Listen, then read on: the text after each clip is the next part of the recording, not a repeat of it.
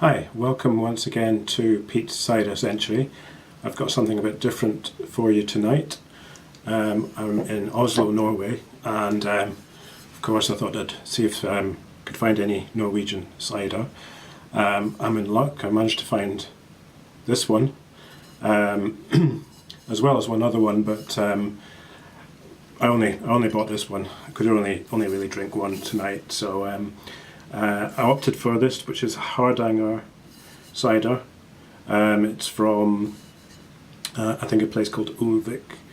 I haven't checked where that is in Norway, but it's I'm assuming it's a sort of champagne-like cider going by the bottle, expecting it to be fizzy, and it's got some kind of probably a plastic cork on the top. I'll find out in a minute. A quick word about how to find this. I mean, I don't think it's exported outside of Norway. I might be wrong, but you're probably going to have to come to Norway to buy it. I got it in one of the state alcohol shops, the Vin Monopolet, I think they're called. They're dotted around. And the one I went to was in the central station in Oslo, and it was quite a big shop there. They're pretty helpful there. There was a guy, they actually got like an information desk. I went and asked the guy and he found this for me. As I said, there was at least one other Norwegian cider, which also looked pretty interesting. Like this one, it was in a sort of wine bottle size and also quite strong. But because I'm leaving tomorrow and I can't take these on the plane, I've only got carry-on.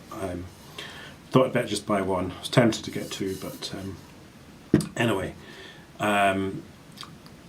it's not cheap. It's roughly, I think it was 120 krona, 130 krona. So we're talking something like £11 a bottle. But it is probably, I imagine, quite premium cider, and it is 8% for 750 mils. So expensive, but all alcohol in Norway is expensive, and it compares reasonably well with the prices of beers and so on. Okay. Yep, as I thought, it's one of these sort of plastic style corks. And okay, actually, maybe it's not sparkling. Not much of a pop. Don't know if I showed you the label properly. There it is. From what I could read, and there's no English on it, but I believe they've been making this in some form since the 14th century. I think it started by monks making cider and apple juice. If you go on their website, you'll find some more details. I'll post the link to the website. I don't think everything in English, but there is some English in there. Okay, let's pour it out.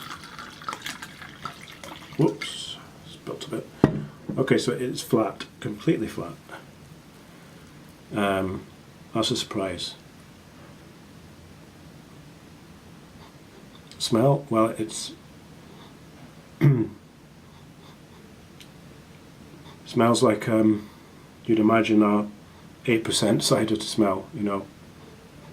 Quite a pleasant smell though. Nothing.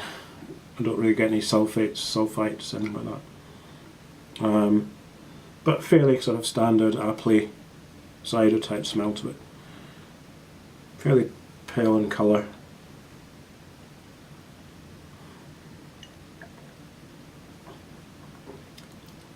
Now I should say, I don't have a fridge in the hotel room, so I put this by the window, and it's probably not as cold as it should be. It's only slightly chilled. Well, it's I suppose it's a sort of medium sweet, not much dryness to it. This is a bit of a disappointment, I have to say. partly because of the bottle and the price, and just reading what was on the website. I was kind of expecting something a bit more interesting than this. This to me tastes like a flat, strong cider. There doesn't really seem to be much in the way of aging. Not really getting any much oakiness, and I think it would benefited from being more having some carbonation in it. It's yeah. Oh. I suppose the one thing I would say is it's it's definitely better than neighbouring Sweden. Well, a lot of Swedish mass-produced ciders are much sweeter than this. Although I believe Sweden does actually make craft ciders as well. Probably just very hard to get hold of outside of Sweden. But yeah, this. I don't think I want to say too much more about it. It's just not very interesting, and I don't expect it to get any more interesting as I drink it. It's certainly not nasty, but it's disappointing, I have to say. I was kind of thinking there might be a particular apple. Particular varieties of apples that they use here, and that would give it a certain flavour. But to me, it tastes like very sort of generic cider. What it reminds me of, perhaps, is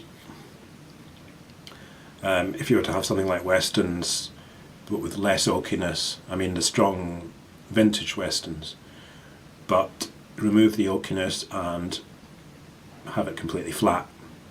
That's pretty much what it is. Anyway, I'm not going to go on more about it. I guess if I was rating it out of 10, probably would only give it a 5 out of 10. Yeah, kind of wishing I'd tried the other one, because that may have been a more interesting cider. But anyway, Hardanger Cider from Norway, and as I say, you probably have to come to Norway to buy it. But to be quite honest, I wouldn't buy it if you were here. It's just not up to much. Anyway, thanks for watching, and I will see you back in Edinburgh in a few days' time.